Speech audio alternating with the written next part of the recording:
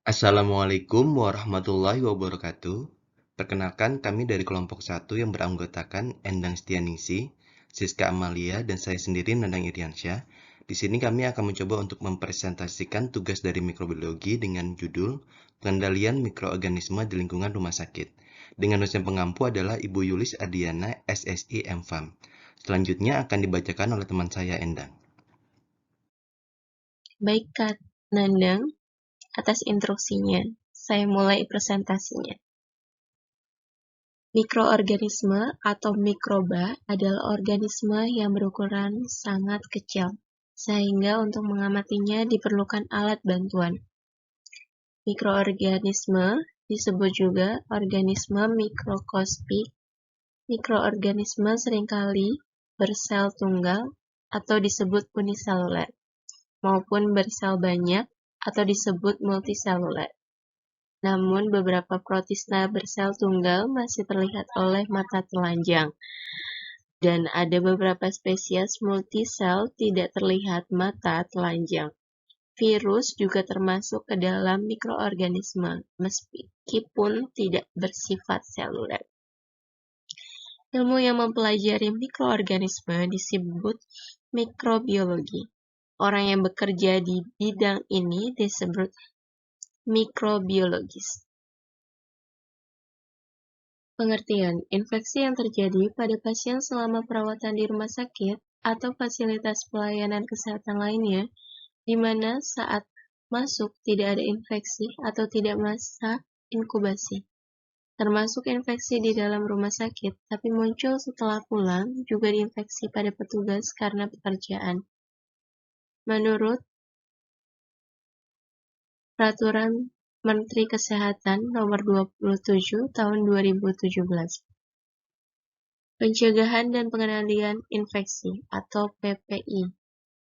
Suatu upaya kegiatan untuk mencegah meminimalkan kejadian infeksi pada pasien, petugas, pengunjung, dan masyarakat sekitar rumah sakit dan fasilitas kesehatan lainnya, yang meliputi pengkajian, perencanaan, pelaksanaan, dan evaluasi.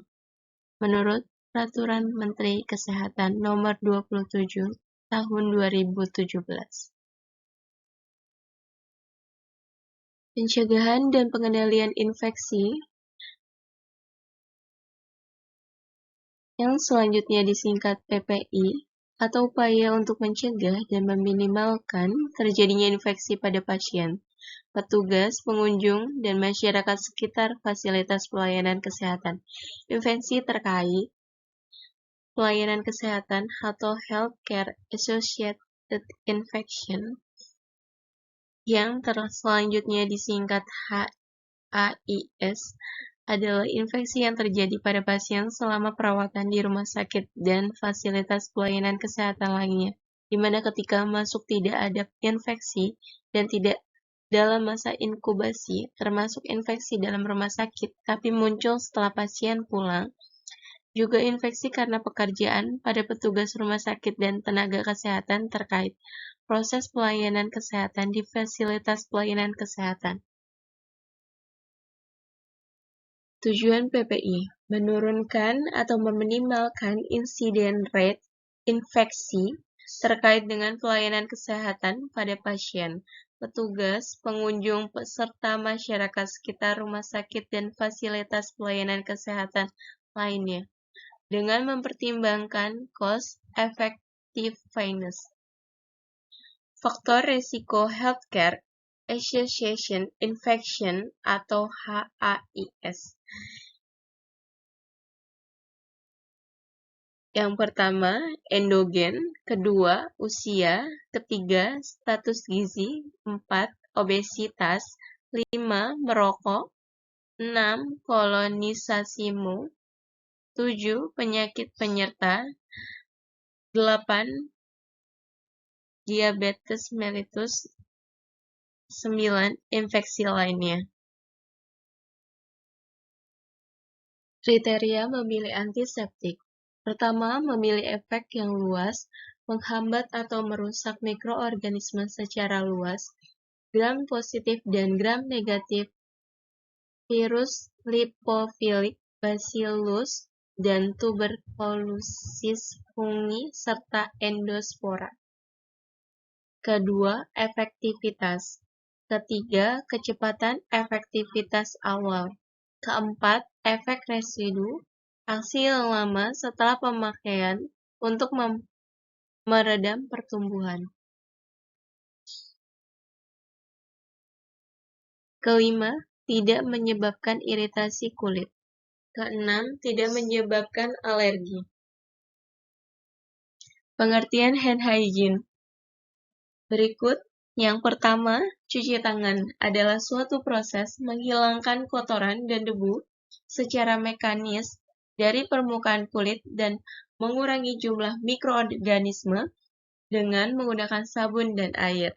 Kedua, cuci tangan antiseptik adalah proses menghilangkan kotoran dan debu serta mengurangi flora sementara maupun tetap dengan menggunakan air dan sabun antiseptik.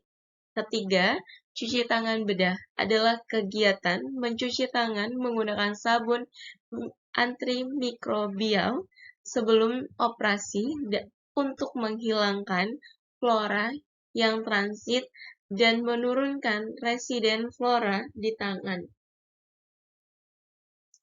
Tujuan cuci tangan, menghilangkan atau meminimalkan mikroorganisme di tangan. Kedua, mencegah perpindahan mikroorganisme dari lingkungan ke pasien dan dari pasien ke petugas kesehatan. Ketiga, tindakan utama dalam mengendalikan infeksi nosokomial. Berikut beberapa bakteri yang sering menempel di tangan, yang sering menyerang tubuh. Ada Streptococcus epidermidis, Streptococcus saproticus, ada Pseudomonas aeruginosa, ada virus Salmonella, ada bakteri E. coli juga, dan sebagainya. Berikut 5 momen cuci tangan. Yang pertama, sebelum kontak dengan pasien. Yang kedua, sebelum melakukan tindakan aseptik. Yang ketiga, sesudah terkena cairan tubuh pasien.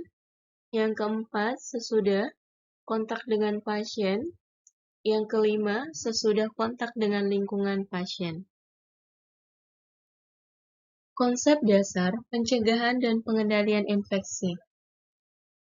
Berikut pengertiannya. Infeksi, suatu keadaan ditemukannya agen infeksi di mana organisme tersebut hidup, tumbuh, dan berkembang biak, disertai adanya respon imun, tetapi tidak disertai gejala klinis. Penyakit infeksi, yaitu suatu keadaan ditemukannya agen infeksi di mana organisme tersebut hidup, tumbuh, dan berkembang biak, disertai adanya respons imun dan gejala klinik. Penyakit menular atau infeksius adalah penyakit infeksi tertentu yang dapat berpindah dari satu orang ke orang lain, baik secara langsung maupun tidak langsung. Inflamasi atau peradangan lokal merupakan bentuk respon tubuh terhadap suatu agen. Tidak hanya infeksi, dapat berupa trauma, pembedahan, atau luka bakar, yang ditandai dengan adanya sakit atau nyeri atau disebut dolor, panas atau yang disebut kalor, kemerahan atau yang disebut rubor, pembengkakan atau yang disebut tumor, gangguan fungsi atau function laisa. Systemic Inflammatory Response Syndrome atau SIRS, pengumpulan gejala klinik atau kelainan laboratorium yang merupakan respon tubuh atau inflamasi yang bersifat sistemik.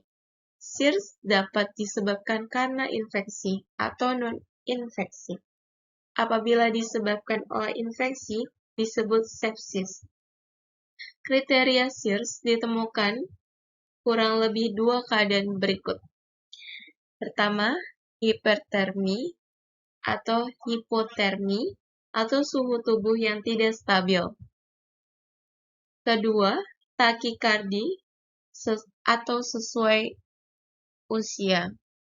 Ketiga, takipnea atau sesuai usia. Serta keempat, leukositosis atau leukopenia atau sesuai usia atau pada hitungan jenis leukosit jumlah sel muda atau batang kurang lebih 10%. 4 spesifik infeksi terkait pelayanan kesehatan. Yang pertama, surgical site infection atau SSI. Yang kedua, catheter associated urinary tract infection atau COTI. Yang ketiga, central venous catheter related bloodstream infection atau CRBSI. Yang keempat, ventilator associated pneumonia atau VAP. Dekontaminasi perawatan pasien. Pada tahun 1968, Spaulding mengusulkan 3 kategori resiko berpotensi infeksi untuk menjadi dasar pemulihan praktik atau proses pencegahan yang akan digunakan, seperti sterilisasi peralatan medis, sarung tangan, perkakas, dan lainnya. Sewaktu merawat pasien, kategori Spaulding adalah sebagai berikut. 1. Kritikal.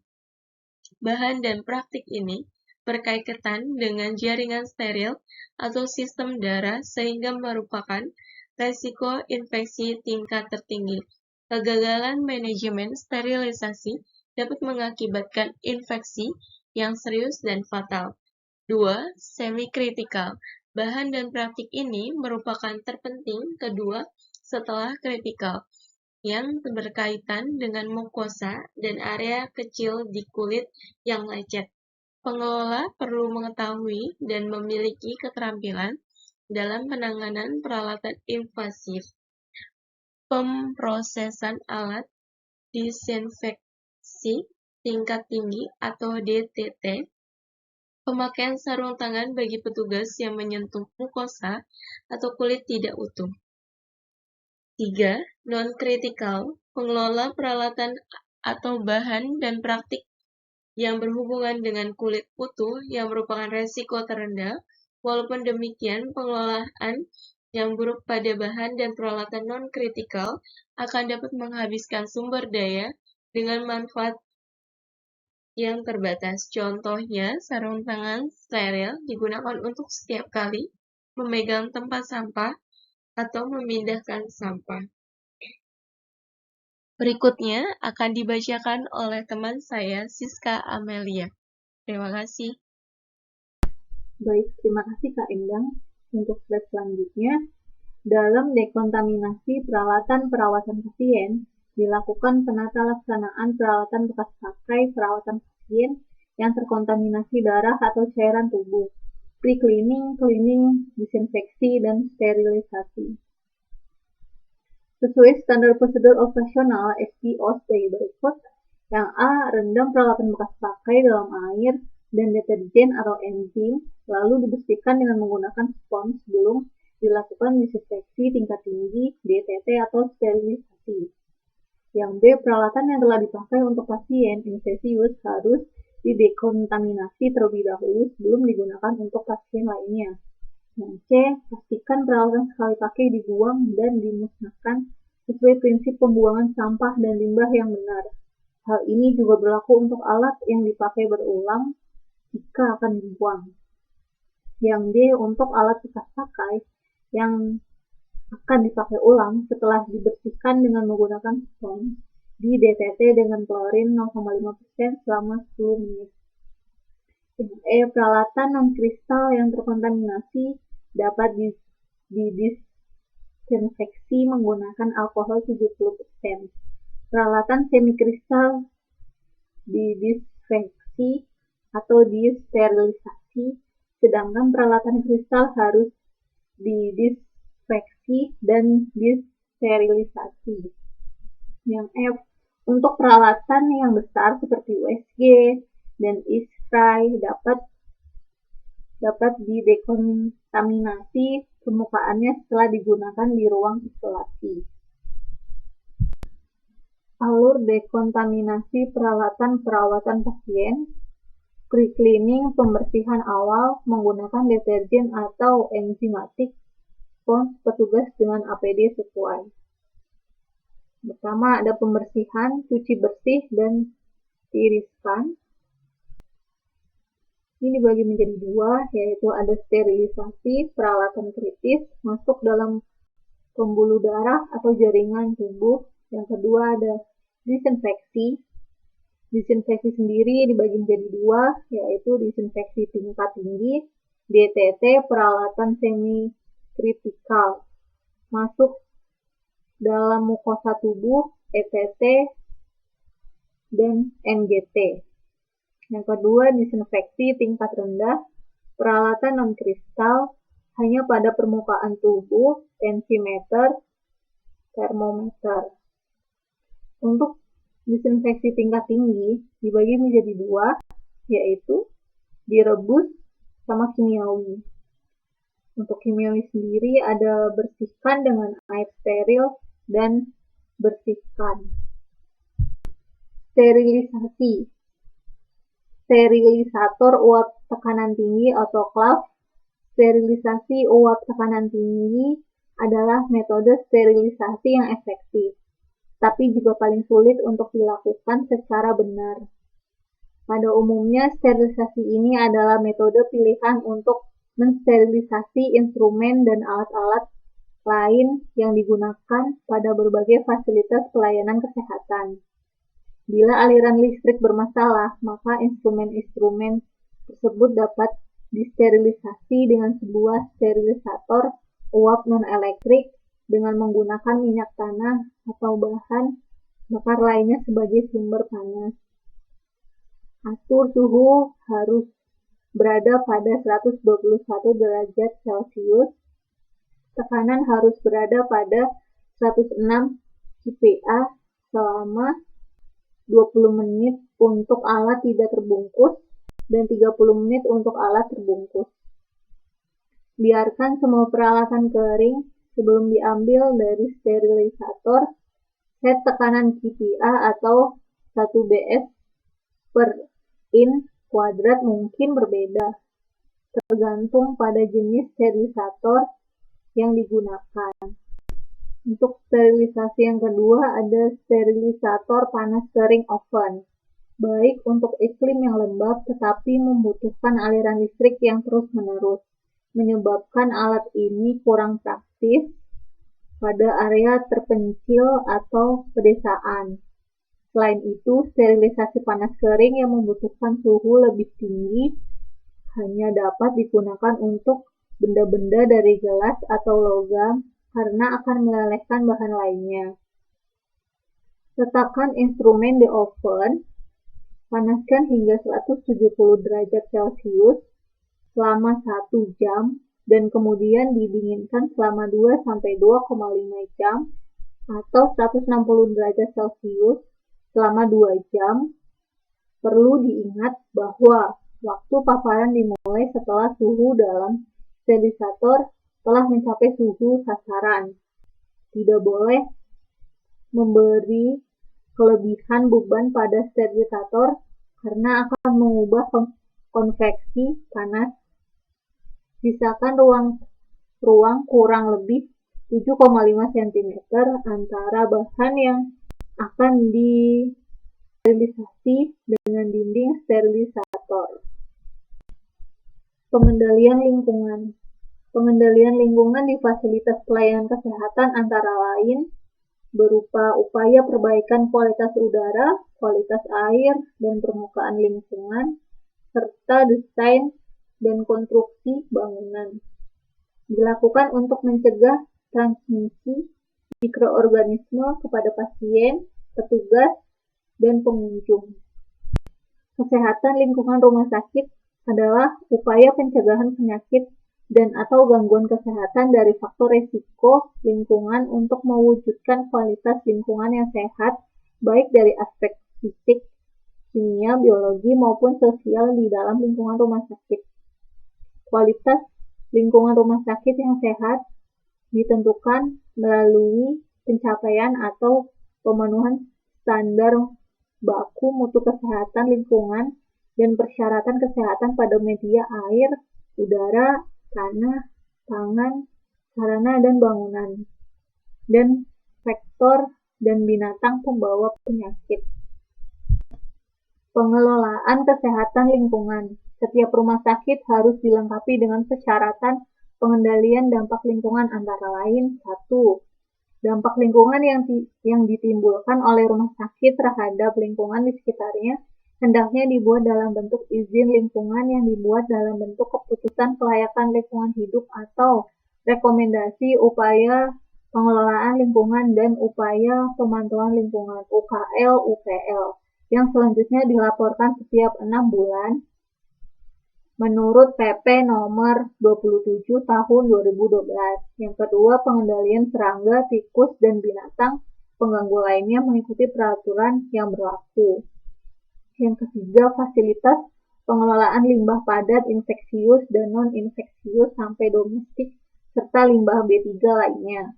Yang keempat, fasilitas pengelolaan limbah cair, instalasi pengelolaan air limbah IPAL, Waste Treatment Plant STP, Hospital Waste Water Treatment Plant HWWTP.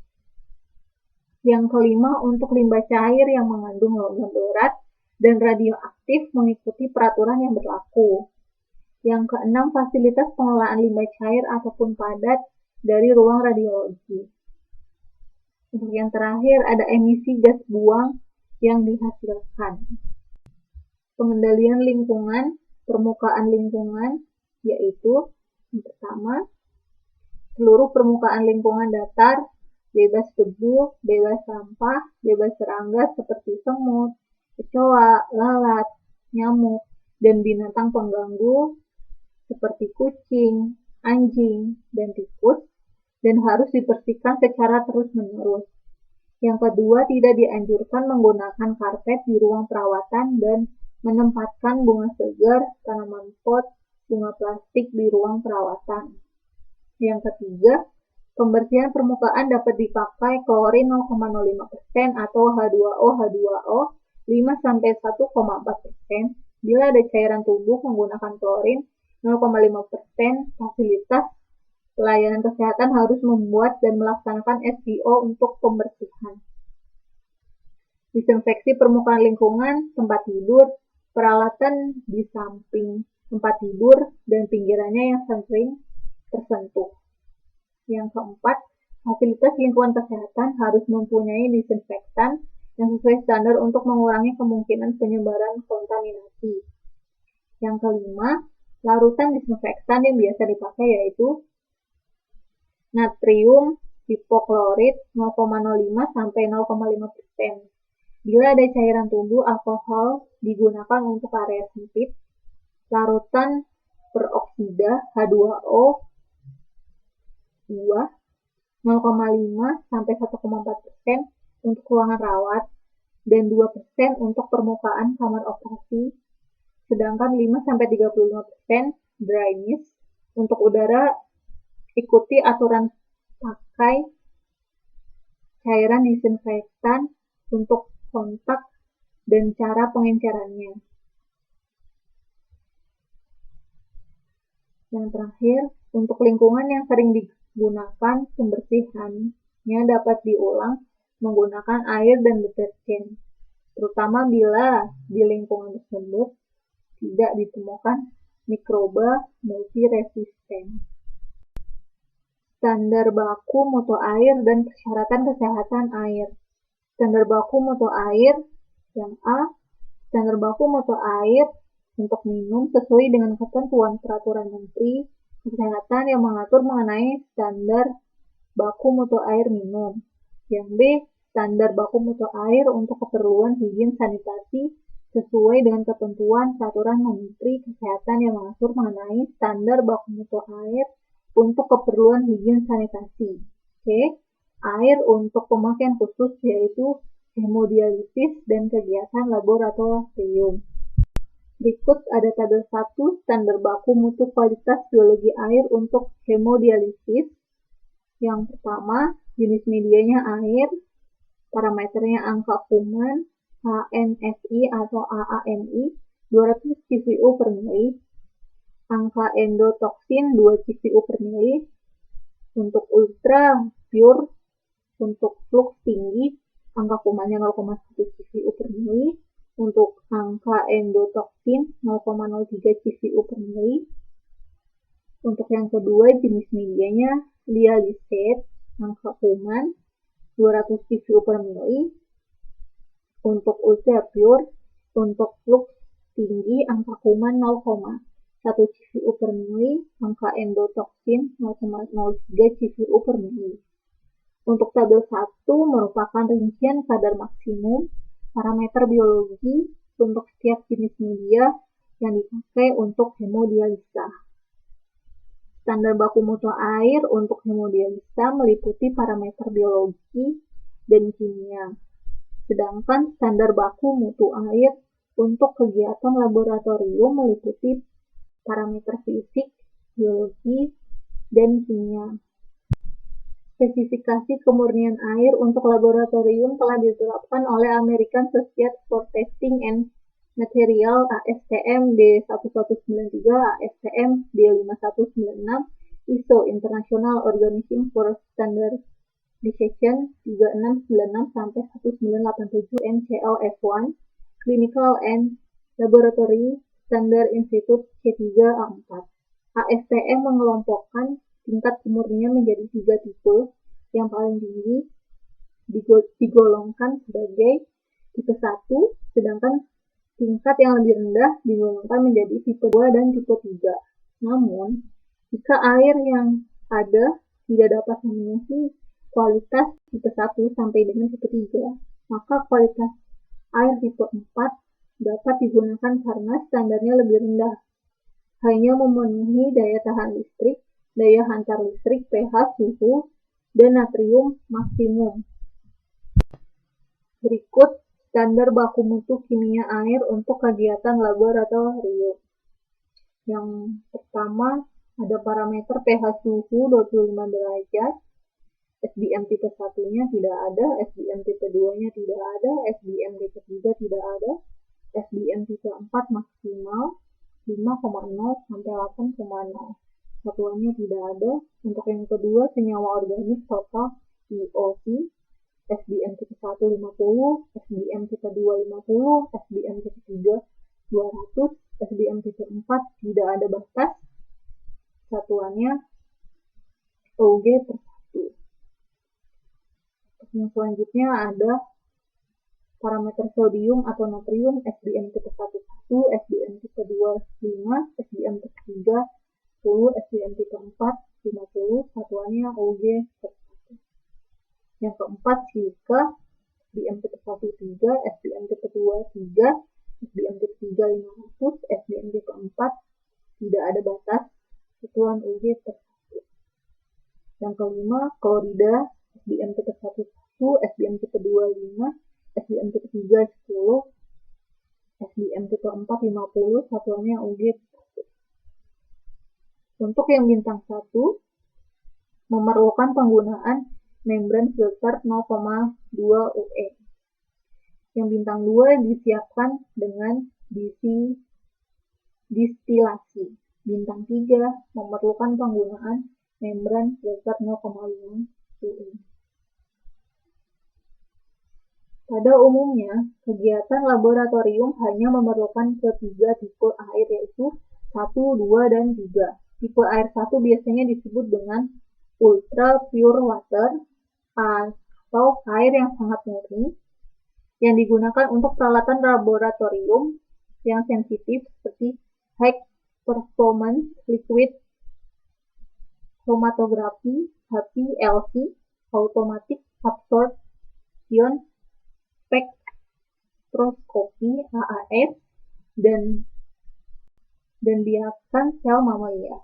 Sedangkan tipe air 2 disebut dengan purified water atau air yang dimurnikan. Dan biasanya digunakan untuk kegiatan laboratorium secara umum seperti preparasi media dan pembuatan larutan penyangga buffer. Air yang digunakan untuk menunjang operasional kegiatan pelayanan rumah sakit harus memenuhi standar baku mutu air yang telah ditentukan, antara lain untuk 1. Ruang operasi. Bagi rumah sakit yang menggunakan air yang sudah diolah untuk keperluan operasi perlu melakukan pengolahan tambahan dengan teknologi yang dapat menjamin penyehatan air agar sepenuhnya standar baku mutunya, seperti dengan menggunakan teknologi reverse osmosis atau RO. Yang kedua, ruang hemodialisis, uji laboratorium atau pemeriksaan kualitas air untuk hemodialisis dilakukan dengan cara A. Pemeriksaan kesadaran magnesium dan kalsium dilakukan sebelum dan sesudah pengolahan setiap 6 bulan sekali atau pada awal desain dan jika ada penggantian media karbon. Yang B. Pemeriksaan klorin dilakukan pada saat penggunaan alat baru dan setiap pergantian shift dialisis. Yang C. Pemeriksaan bakteria jumlah kuman dilakukan pada saat penggunaan alat baru dan setiap bulan sekali. Yang D. Pemeriksaan endotoksin jumlah endotoksin dilakukan pada saat penggunaan alat baru dan setiap 1 bulan sekali khusus rumah sakit yang membutuhkan untuk diakreditasi. Yang E. Pemeriksaan kimia dan logam berat pada saat penggunaan alat baru setiap 6 bulan atau saat perubahan reverse osmosis atau RO. Yang ketiga, ruang farmasi. Air yang digunakan di ruang farmasi harus menggunakan air yang dimurnikan untuk menjamin keamanan dan kesehatan dalam penyiapan obat dan layanan farmasi lainnya. Untuk selanjutnya akan dibacakan oleh Kanandang. Terima kasih. Baik, terima kasih Siska. Selanjutnya adalah penyelenggaraan penyihatan udara. Pengukuran suhu, kelembapan, aliran dan tekanan udara ruangan dapat dilakukan secara mandiri menggunakan peralatan ukur kesehatan lingkungan yang sesuai atau dapat dilakukan oleh alat ukur dari laboratorium luar yang telah terakreditasi nasional. Suhu dan kelembapan udara di area khusus harus dipantau secara rutin setiap hari dan dibuktikan dengan laporan pemantauannya. Penghawaan atau ventilasi di rumah sakit harus mendapat perhatian yang khusus. Bila menggunakan sistem pendingin, hendaknya dipelihara dan dioperasikan sesuai buku petunjuk, sehingga dapat menghasilkan suhu, aliran udara, dan kelembapan yang nyaman bagi pasien dan karyawan. Untuk rumah sakit yang menggunakan pengatur udara, AC sentral harus diperhatikan cooling tower-nya agar tidak menjadi perindukan bakteri Legionella. Dan untuk AHU atau Air Handling Unit, filter udara harus dibersihkan dari debu dan bakteri atau jamur. Suplai udara untuk daerah sensitif seperti ruang operasi, perawatan bayi, diambil dekat langit-langit, dan exhaust dekat lantai. Hendaknya disediakan 2 buah exhaust fan dan diletakkan minimal 7,50 cm dari lantai.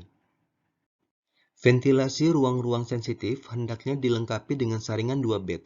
Saringan 1 dipasang di bagian penerimaan udara dari luar dengan efisiensi 30% dan saringan 2 atau filter bakteri dipasang 90%. Untuk mempelajari sistem ventilasi sentral dalam gedung, hendaknya mempelajari khusus Central Air Conditioning System. Penghawaan alamiah, lubang ventilasi diupayakan sistem silang atau cross ventilation dan dijaga agar aliran udara tidak terhalang. Penghawaan ruang operasi harus dijaga agar tekanannya lebih tinggi daripada ruang lain dan menggunakan cara mekanis atau air conditioner. Untuk mengurangi kadar kuman dalam udara, ruang indoor harus didisinfekti menggunakan bahan dan metode sesuai ketentuan. Pemantauan kualitas udara ruang minimal 1 kali dalam setahun dan jika perubahan menggunakan desinfektan dilakukan pengambilan sampel dan pemeriksaan parameter kualitas udara seperti kuman, debu, dan gas. Standar baku udara. Standar baku mutu parameter mikrobiologi udara menjamin kualitas udara ruangan memenuhi ketentuan angka kuman dengan indeks angka kuman untuk setiap ruang atau unit seperti pada tabel berikut. Pada ruang operasi kosong, konsentrasi maksimum mikroorganisme adalah 35 CFU per meter kubik. Ruang operasi dengan aktivitas adalah 180 CFU per meter kubik dan ruang operasi ultra clean adalah 10 CFU per meter kubik. Pemeliharaan kualitas udara ruangan rumah sakit untuk menjamin agar udara tidak berbau, terutama bebas dari H2S dan amoniak, dan tidak mengandung debu asbes. Penghawaan atau ventilasi di rumah sakit harus mendapat perhatian yang khusus, terutama untuk ruangan tertentu, misalnya ruangan operasi, ICU, kamar isolasi, dan ruang steril. Ruang-ruang tersebut harus dilengkapi dengan HEPA filter. Berikut adalah tabel untuk baku mutu, suhu, dan kelembapan ruangan di rumah sakit. Contohnya adalah ruang operasi, di mana suhu harus berkisar antara 22–27 derajat Celcius dengan kelembapan 40–60%. Penyelenggaraan pengamanan limbah bahan berbahaya dan beracun atau disebut dengan B3. Limbah B3 yang dihasilkan rumah sakit dapat menyebabkan gangguan pelindungan kesehatan dan atau risiko pencemaran terhadap lingkungan hidup. Mengingat besarnya dampak negatif limbah B3 yang ditimbulkan, maka penanganan limbah B3 harus dilaksanakan secara tepat, mulai dari tahap pewadahan, tahap pengangkutan, tahap penyimpanan sementara, sampai dengan tahap pengolahan. Jenis limbah B3 yang dihasilkan di rumah sakit meliputi limbah medis, baterai bekas, obat dan bahan farmasi kadaluarsa, oli bekas, saringan oli bekas, lampu bekas, baterai, cairan fixer dan developer, wadah cat bekas untuk cat yang mengandung zat toksik, wadah bekas bahan kimia, cartridge printer bekas, film ronsen bekas, motherboard komputer bekas, dan lainnya. Penanganan limbah B3 rumah sakit. Pengolahan limbah B3 di rumah sakit dapat dilaksanakan secara internal dan eksternal. Pengolahan secara internal dilakukan di lingkungan rumah sakit dengan menggunakan alat inserator atau alat pengolah limbah B3 lainnya yang disediakan sendiri oleh pihak rumah sakit on-site, seperti autoclave, microwave, penguburan, enkapsulasi, inertisiasi, yang mendapatkan izin operasional dan dilaksanakan sesuai dengan ketentuan peraturan perundang-undangan. 1. Limbah infeksius dan benda tajam. Limbah yang sangat infeksius seperti biakan dan persediaan agen infeksius dari laboratorium harus disterilisasi dengan pengolahan panas dan basah dalam autoclave sebelum dilakukan pengolahan. Benda tajam harus diolah dengan inserator bila memungkinkan dan dapat diolah bersama dengan limbah infeksius lainnya. Apabila pengolahan menggunakan insinerasi, maka residu abu yang dihasilkan diperlakukan sebagai limbah B3. Namun dapat dibuang ke sanitary landfill setelah melalui proses solidifikasi. 2. Limbah farmasi. Limbah padat farmasi dalam jumlah besar harus dikembalikan kepada distributor, sedangkan bila dalam jumlah sedikit dan tidak memungkinkan dikembalikan, dapat dimusnahkan menggunakan inserator atau diolah ke perusahaan pengolahan limbah B3. 3. Limbah sitotoksis. Limbah sitotoksis sangat berbahaya dan dilarang dibuang dengan cara penimbunan atau landfill atau dibuang ke saluran limbah umum. Pengolahan dilaksanakan dengan cara dikembalikan ke perusahaan atau distributornya atau dilakukan pengolahan dengan insinerasi. Bahan yang belum dipakai dan kemasannya masih utuh karena kadaluarsa harus dikembalikan ke distributor. Insinerasi pada suhu tinggi 1000 derajat Celcius sampai 1200 derajat Celcius dibutuhkan untuk menghancurkan semua bahan sitotoksik. Insinerasi pada suhu rendah dapat menghasilkan uap sitotoksik yang berbahaya ke udara. 4. Limbah bahan kimiawi. Pengolahan limbah kimia biasa dalam jumlah kecil maupun besar harus diolah ke perusahaan pengolahan limbah B3 apabila rumah sakit tidak memiliki kemampuan dalam mengolah limbah kimia ini. Limbah kimia dalam bentuk cair harus ditampung dalam kontainer yang kuat, terbuat dari bahan yang mampu memproteksi efek dari karakteristik atau sifat limbah bahan kimia tersebut. Bahan kimia dalam bentuk cair sebaiknya tidak dibuang ke dalam jaringan pipa pembuangan air limbah, karena sifat toksisnya dapat mengganggu proses biologi dalam unit pengolahan air limbah. Untuk limbah bahan pelarut dalam jumlah besar seperti pelarut halogenida yang mengandung klorin atau fluorin tidak boleh diolah dalam mesin insinerator, kecuali insineratornya dilengkapi dengan alat pembersih gas. 5. Limbah radioaktif. Pengelolaan limbah radioaktif yang aman harus mengikuti ketentuan peraturan perundang-undangan. Setiap rumah sakit yang menggunakan sumber radioaktif yang terbuka untuk keperluan diagnosa, terapi atau penelitian harus menyiapkan tenaga khusus yang terlatih khusus di bidang radiasi. Berikut adalah daftar pustaka yang kami ambil sebagai sumber. Demikianlah presentasi dari kelompok kami. Mohon maaf apabila ada kata atau penyampaian dari kami yang tidak berkenan, dan terima kasih banyak atas perhatiannya. Wassalamualaikum warahmatullahi wabarakatuh.